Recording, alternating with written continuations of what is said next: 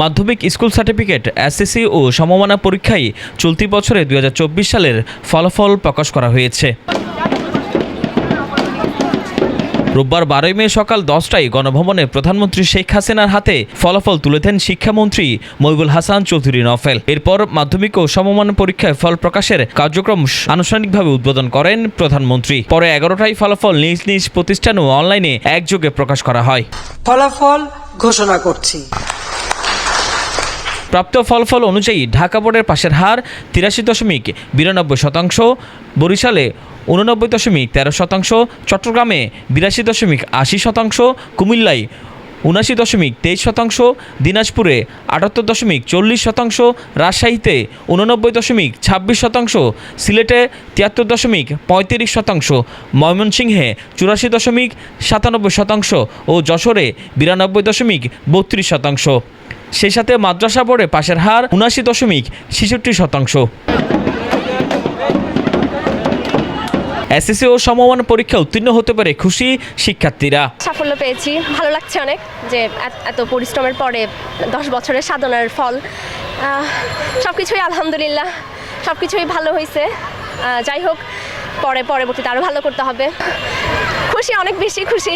কি করে মানে খুশিটা ভাষায় প্রকাশ করার মতো না যে আমার মানে এত বছরের পরিশ্রমটা আজকে পূরণ হলো। গোল্ডেন এ প্লাস পেয়েছি। যে এতদিন যে পরিশ্রম করেছি এর ফলে যে সাফল্যটা এসেছে এটার জন্য সত্যি অনেক খুশি। আমার ফ্যামিলি, আমার শিক্ষা প্রতিষ্ঠান, টিচাররা সবাই খুব বেশি করে সাহায্য করেছে এই পরীক্ষা দিয়ে।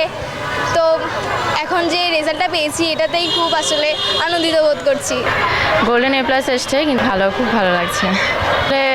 অনেক পরিশ্রম হয়েছে 2 বছর ধরে এই এসএসসি পরীক্ষার জন্য, তো আশানুরূপ ফল পেলে আসলে খুব ভালো লাগছে। সন্তানদের এমন সাফল্যে অভিভাবকরা আনন্দিত। তারা চায় সন্তানরা জীবনের বাকি পরীক্ষাগুলোতে এমন সাফল্য অর্জন করতে পারে। আমার খুবই ভালো লাগছে, কারণ আমিও স্কুলের ছাত্রী ছিলাম, মেয়েও গোল্ডেন পেলো। এই প্রাপ্তিটা তো আসলে ভাষায় প্রকাশ করা যায় না। এই আনন্দটা, এটা অন্যরকম আনন্দ।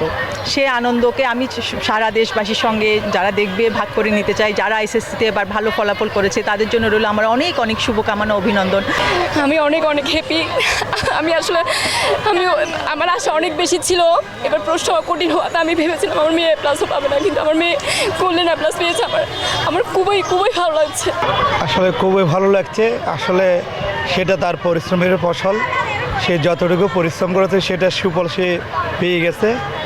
ধন্যবাদ যে শিক্ষাগুরুদেরকে, যারা তার এই ভালো রেজাল্টের পিছনে অনেক অবদান আছে, অনেক ত্যাগ স্বীকার করেছে এবং তাকে প্রতিটা সময় যে গাইড করেছে, সেই সকল শিক্ষাগুরুদের প্রতি অনেক অনেক শ্রদ্ধা নিবেদন করছি। চলতি বছরে 15 ফেব্রুয়ারি এসএসসি ও সমমানা পরীক্ষা শুরু হয়ে শেষ হয় 12 মার্চ। সারা দেশে 3700 কেন্দ্রে 29,735টি শিক্ষা প্রতিষ্ঠানে মোট 20,24,192 জন শিক্ষার্থী পরীক্ষায় অংশগ্রহণ করেন।